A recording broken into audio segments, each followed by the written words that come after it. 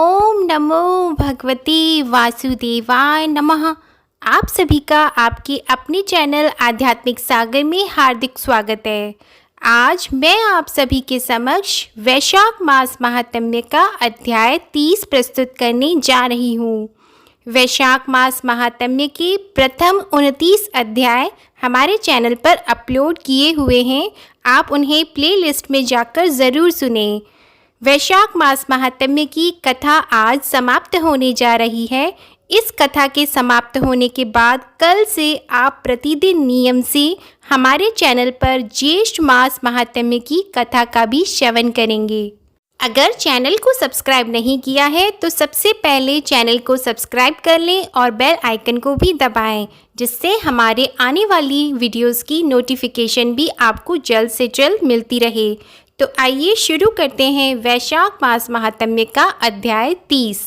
इस अध्याय में अद्भुत महिमा युक्त पूर्णिमा तक की 3 तिथियों का पुण्यात्मक वर्णन है।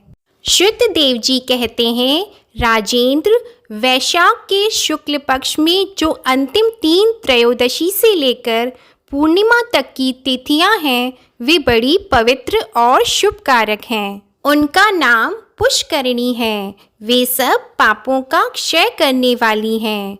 जो संपूर्ण वैशाख मास में स्नान करने में समर्थ हो, वह यदि इन 3 तिथियों में भी स्नान करे तो वैशाख मास का पूरा फल पा लेता है। यह तीनों तिथियां पुत्र और पौत्रों को बढ़ाने वाली हैं। इन पिछले तीनों दिनों में गीता का पाठ करने से अश्वमेध यज्ञ का फल मिलता है। विष्णु सहस्त्र नाम का पाठ करने से एक एक नाम पर मधुसूदन भगवान को दूध से स्नान कराने तथा भगवान का पूजन करने से मनुष्य पूर्ण पुण्य को प्राप्त कर विष्णु लोक को जाते हैं। कल्पांत में भी उनके पुण्य क्षीण नहीं होते। प्राचीन काल में वैशाख की एकादशी के दिन विष्णु भगवान ने अमृत उत्पन्न किया था। द्वादशी के दिन उसकी रक्षा की थी तथा त्रयोदशी के दिन देवताओं को अमृत पिलाया था। चतुर्दशी के दिन देवताओं के विरोधी दैत्यों का नाश किया था तथा पूर्णिमा के दिन देवताओं ने अपने अपने राज्य को प्राप्त किया था।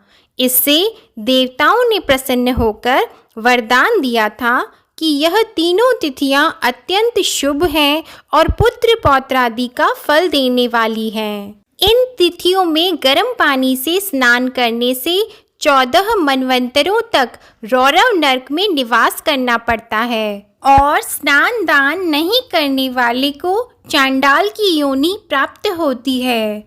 ऐसा व्यक्ति ब्रह्म हत्यारा, गुरुघाती, पितृश्वरों का नाश करने वाला, निसंतान, आयुहीन और 100 जन्मों तक कुत्ते की योनि में पड़कर विष्ठा का कीड़ा होगा, ऐसा शाप भी दिया गया है। वैशाख की पूर्णमासी के दिन स्नान कर नीले रंग का सांड छोड़ने से समस्त बंधनों से छूटकर धर्म, अर्थ, काम और मोक्ष को प्राप्त होता है। गरीब ब्राह्मण को गौ दान करने पर अकाल मृत्यु से छुटकारा मिलता है। वैशाख मास में लौकिक कामनाओं का नियमन करने पर मनुष्य निश्चय ही भगवान विष्णु का सायुज्य प्राप्त कर लेता है। महीने भर नियम निभाने में असमर्थ मानव यदि उक्त 3 दिन भी कामनाओं का संयम कर सके तो उतने से ही पूर्ण फल को पाकर भगवान विष्णु के धाम में आनंद का अनुभव करता है। इस प्रकार वर देकर देवता अपने धाम को चले गए। अतः पुष्करिणी नाम से प्रसिद्ध अंतिम 3 तिथियां पुण्यदायिनी, समस्त पाप राशि का नाश करने वाली तथा पुत्र पौत्रों को बढ़ाने वाली है। वैशाख मास में प्रतिदिन भागवत के आधे या चौथाई श्लोक का पाठ करने वाला मनुष्य ब्रह्म भाव को प्राप्त होता है। जो वैशाख के अंतिम 3 दिनों में भागवत शास्त्र का श्रवण करता है, वह जल से कमल के पत्ते की भांति कभी पापों से लिप्त नहीं होता। उक्त तीनों दिनों के सेवन से कितने ही मनुष्यों ने देवत्व प्राप्त कर लिया और कितने ही सिद्ध हो गए और कितनों ने ब्रह्मत्व पा लिया। ब्रह्म ज्ञान से मुक्ति होती है अथवा प्रयाग में मृत्यु होने से या वैशाख मास में नियम पूर्वक प्रातःकाल जल में स्नान करने से मोक्ष की प्राप्ति होती है। इसलिए वैशाख के अंतिम 3 दिनों में स्नान, दान और भगवत पूजन आदि अवश्य करना चाहिए। वैशाख मास के उत्तम महात्म्य का पूरा वर्णन रोग शोक से रहित जगदीश्वर भगवान नारायण के सिवा दूसरा कौन कर सकता है। इस महात्म्य को पूरी रीति से वर्णन करने की सामर्थ्य तो ब्रह्मा जी में भी नहीं है। पूर्व काल में कैलाश शिखर पर बैठे पार्वती जी के पूछने तथा महादेव जी के कहने पर भी यह कथा पूरी नहीं हो सकी थी। सब ऋषियों ने मनुष्यों की हित कामना से ही इस वैशाख महात्म्य का थोड़ा वर्णन किया है। इसका किसी ने अंत नहीं पाया है। विष्णु भगवान के बिना कोई भी वैशाख मास का वर्णन नहीं कर सकता। वैशाख मास में दान आदि सत्कर्म करने से निश्चय ही मुक्ति मिलती है। मिथिलापति राजा जनक को ऐसा समझाकर श्रुतिदेव जी जाने का विचार करने लगे। उस समय राजा एक साथ पुलकायमान हो गए। उसके नेत्रों से जल टपकने लगा। फिर उसने अपनी वृद्धि के लिए श्रुतदेव जी की विदा हेतु उत्सव मनाकर तथा उन्हें पालकी में बैठाकर ग्राम की प्रदक्षिणा करवाई और चतुरंगिनी सेना को संग लेकर उनके पीछे स्वयं भी चले। फिर अंतःपुर में जाकर वस्त्र, आभूषण, गौ, पृथ्वी, तिल, स्वर्ण आदि सब प्रकार के वैभव उनके आगे रखे और हाथ जोड़कर नमस्कार करके सामने खड़ा हो गए। तब महायशस्वी श्रुतिदेव जी अत्यंत संतुष्ट हो प्रसन्नता पूर्वक अपने धाम को चले गए। राजा ने वैशाख धर्म का पालन करके मोक्ष प्राप्त किया। नारद जी कहते हैं, अम्बरीश, यह उत्तम उपाख्यान मैंने तुम्हें सुनाया है, जो कि सब पापों का नाशक तथा संपूर्ण संपत्तियों को देने वाला है।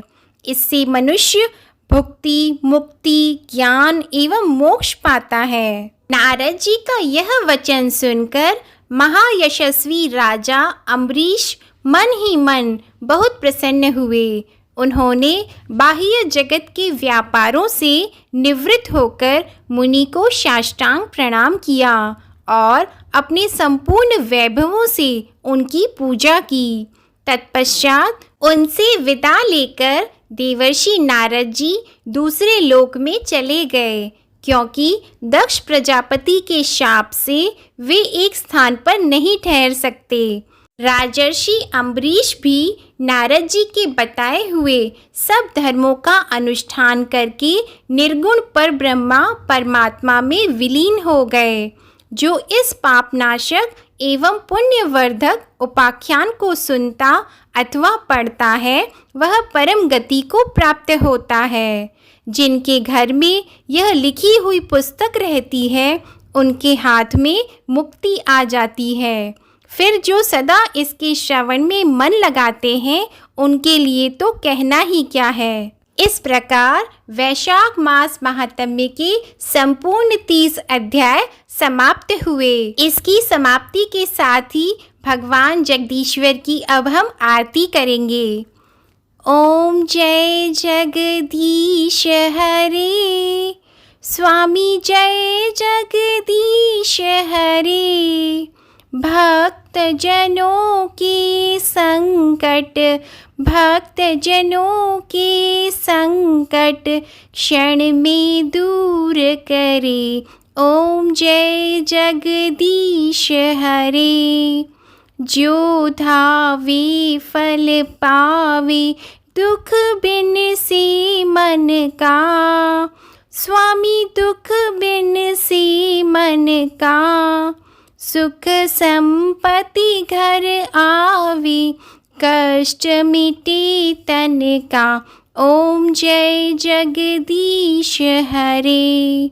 मात पिता तुम मेरी, शरण गहूँ मैं किसकी। स्वामी शरण गहूँ मैं किसकी, तुम बिन और न दूजा, आस करूँ मैं किसकी।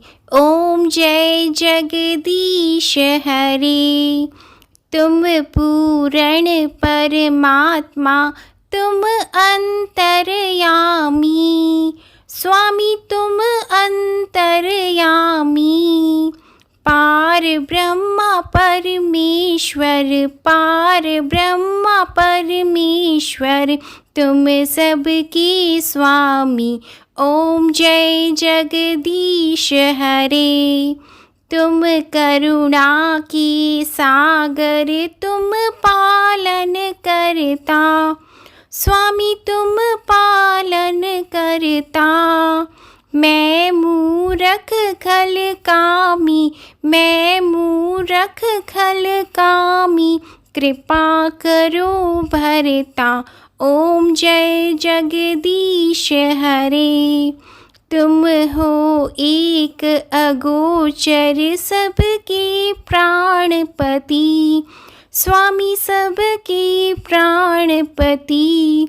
किस विधि मिलूं दयामय, किसी विधि मिलूं दयामय, तुमको मैं कुमति। ओम जय जगदीश हरे। दीन बंधु दुख हरता, तुम रक्षक मेरे। स्वामी तुम रक्षक मेरे। करुणा हस्त बढ़ाओ, करुणा हस्त बढ़ाओ, द्वार पड़ा तेरे। ओम जय जगदीश हरे। विषय विकार मिटाओ, पाप हरो देवा। स्वामी पाप हरो देवा।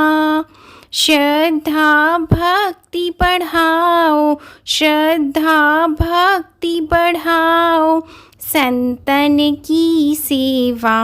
ओम जय जगदीश हरे। तन मन धन ये सब तेरा, स्वामी सब कुछ है तेरा। स्वामी सब कुछ है तेरा। तेरा तुझको अर्पण, तेरा तुझको अर्पण, क्या लागे मेरा। ओम जय जगदीश हरे। बोलो वैशाख मास महात्म्य की जय। बोलो भगवान लक्ष्मी नारायण की जय। बोलो भगवान विष्णु और माता लक्ष्मी की जय। ओम नमो भगवते वासुदेवाय नमः। आप सभी पर भगवान विष्णु और माता लक्ष्मी की कृपा सदा बनी रहे। आशा करती हूँ आप सभी को वैशाख मास महात्म्य की कथा में आनंद आया होगा। वैशाख मास महात्म्य की कथाओं को प्रेम से सुनने के लिए आप सभी श्रोताओं को मेरा हार्दिक आभार। और वैशाख मास महात्म्य की कथा आज समाप्त होती है। कल से आप प्रतिदिन नियम से हमारे चैनल आध्यात्मिक सागर पर जेठ मास महात्म्य की कथा का श्रवण करेंगे। कथा के संबंध में आपके सुझाव कमेंट सेक्शन में ज़रूर बताएं। वीडियो पसंद आए तो इसे लाइक करें, शेयर करें और कमेंट सेक्शन में ओम नमो भगवते वासुदेवाय नमः लिखना ना भूलें। हमारे चैनल आध्यात्मिक सागर को अगर सब्सक्राइब नहीं किया है तो सब्सक्राइब करके बेल आइकन को भी दबाएं। धन्यवाद।